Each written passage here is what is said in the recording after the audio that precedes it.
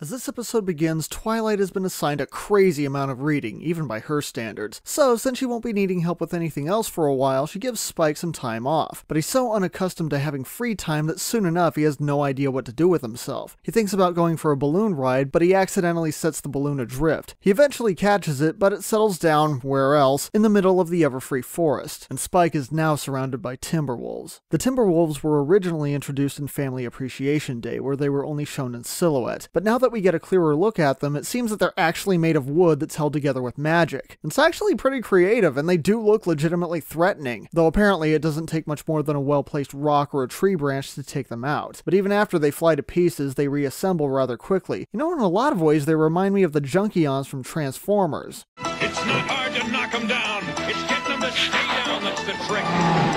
Anyway, Applejack saves Spike, and he now owes her a life debt, according to his code of being a noble dragon. And I really like how his code looks like it's written in crayon. Considering his only interactions with other dragons were with the teenagers he met during the dragon migration and the adult dragon who threatened him in All's Well That Ends Well, it makes sense that this would basically be something he made up himself. And it also kinda makes sense later when we find out Twilight's the only other one who's ever heard of the dragon code or takes it seriously. But in the meantime, Spike tries to make himself useful to Applejack, and it's here that the episode starts to fall apart. For some reason, he can't do anything now without being clumsy and making a mess. When was he ever like that before? He bumps into everything and can't even set down a mop bucket without knocking it over. I'm sorry, isn't cleaning the library a regular part of his job? Why is he so bad at this? Rainbow Dash has an idea to make Spike set up a rock tower for her to smash through, thinking it'll be so difficult that he'll quit before he finishes. But he ends up setting up the whole thing, and now Rainbow's nervous at the thought of actually having to go through with it. Oh, come on, we already know what you're capable of. I mean, I know they're rocks, but just look at them. They're all loose and wobbly. The only reason this is any challenge at all is because you're starting your approach from here. Of course you're gonna knock yourself out if you don't give yourself enough room to build up your speed. Next, Applejack tries Fluttershy's idea and tells Spike that she just can't think of anything for him to do, but then he just offers to do random things like scratching her back.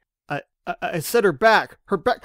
Her back! Okay, I'm pretty sure at least one of those hands is not on her back. Well, at least we know he really is a noble dragon, having taken the title of Sir Mix-a-Lot. Soon everyone else gets involved, and that means they all reach the same conclusion these kinds of stories always come to. That's right, they pretend to put Applejack in danger, in this case using a fake Timberwolf, so Spike can save her life and make them even. But then in a stunning display of competence for this episode, Spike immediately sees through their plan and calls them out on it. He even saves Applejack for real when a real Timberwolf shows up. But of course, after setting all of that up, they automatically forget about it, and Applejack tells Spike that saving someone from danger is just something that friends do for each other, and she won't think of him as being any less noble. Even though he just saved her life, technically making them even, and none of this matters anyway. In the end, this episode actually has some good moments. I especially like the scene where Rarity tries to eat that nasty looking apple pie just to keep Spike from feeling bad. I know I've given her a hard time in the past, but that is some fucking devotion right there. But for every genuinely clever idea, there are 5 other scenes that treat the audience like idiots, all for the sake of a cheap laugh.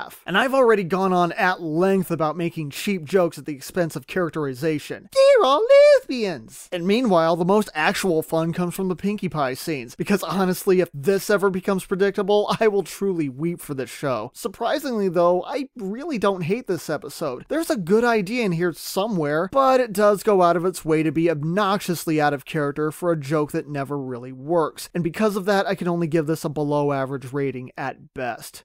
Spike at your service gets a 4 out of 10.